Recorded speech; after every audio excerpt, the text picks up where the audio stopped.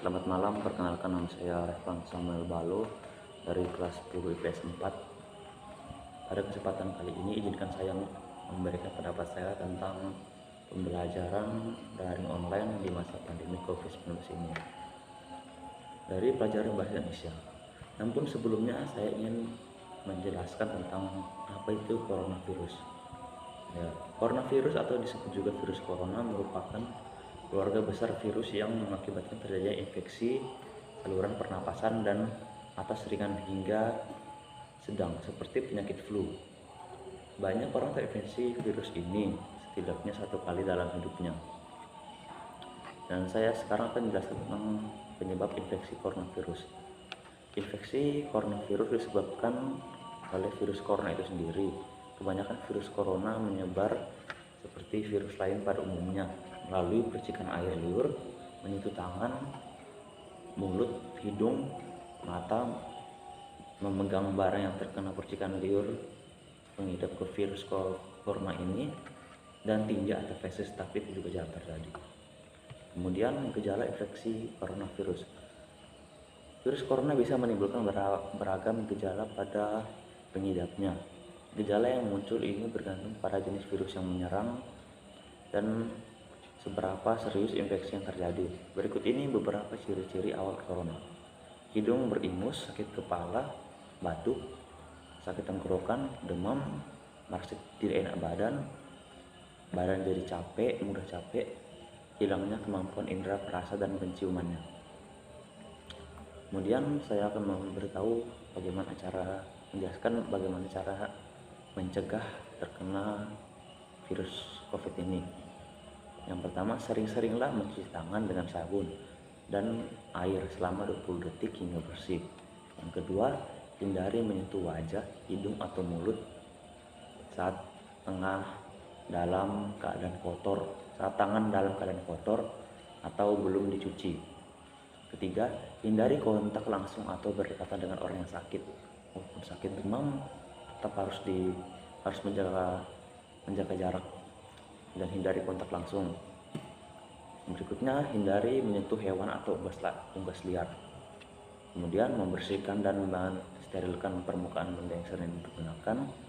Tutup hidung dan mulut ketika bersin atau batuk dengan tisu. Kemudian, buanglah tisu dan cuci tangan hingga bersih agar tidak ada virus yang menempel. Kemudian, jangan keluar rumah dalam keadaan sakit. Itu bisa memperparah penyakit yang ada dan mungkin juga bisa berakibat menjadi penyakit corona ini.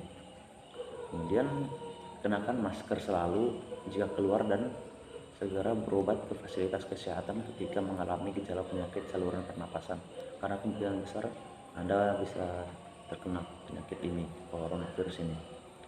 Kemudian yang harus Anda lakukan itu selalu konsumsi vitamin untuk meningkatkan daya tahan tubuh Anda.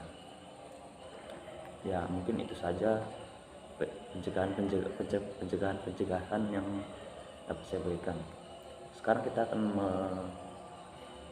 Sekarang saya akan memberikan pendapat inti saya tentang materi awal ini, yaitu pembelajaran di tengah COVID-19 ini. Saya sendiri akan memberikan pendapat saya sebagai salah satu dari tim oposisi. Adapun pembelajaran daring di masa COVID-19 ini, sebagaimana yang kita ketahui, adalah salah satu kebijakan yang diterapkan pemerintah untuk meminimalisir penyebaran virus corona tersebut. Menurut saya pada awal kebijakan ini diterapkan tidak begitu masalah dan semuanya lancar saja saat ingin mengerjakan dan melakukan tugas, karena situasinya memang tidak memungkinkan. Namun makin lama kelamaan pembelajaran dari ini sudah mulai tidak efektif lagi atau kurang efektif. Adapun beberapa hal yang membuat saya pembelajaran ini jadi kurang efektif, yakni yang pertama, pembelajaran yang diberikan secara daring, baik itu melalui classroom atau sosial media lainnya, sangat terbatas sehingga banyak siswa tidak terlalu paham dengan materi yang diberikan oleh guru dan berdampak pada tugas atau PR yang diberikan. Yang kedua, kurangnya sosialisasi antar sesama siswa, terutama siswa baru dengan sesamanya maupun dengan guru mereka masing-masing, dan kemungkinan besar siswa-siswa yang baru masuk tidak bisa mengenal lebih jauh lingkungan sekolah yang yang dia tempati.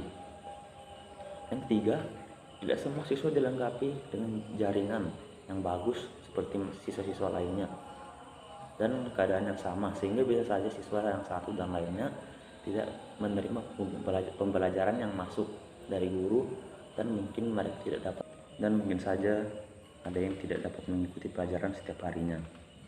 Yang keempat, karena siswa terus-menerus belajar melalui handphone, maka dapat meningkatkan rasa malas karena selalu bermain HP dan lupa untuk mengerjakan kewajibannya sebagai siswa. Itulah beberapa hal yang menurut saya menjadi kekurangan dari adanya pelajaran daring ini.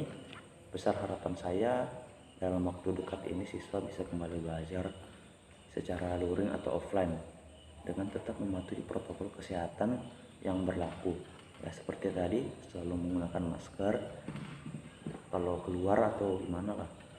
Terus selalu mencuci tangan, menggunakan hand sanitizer, mencuci tangan dengan bersih, tidak selalu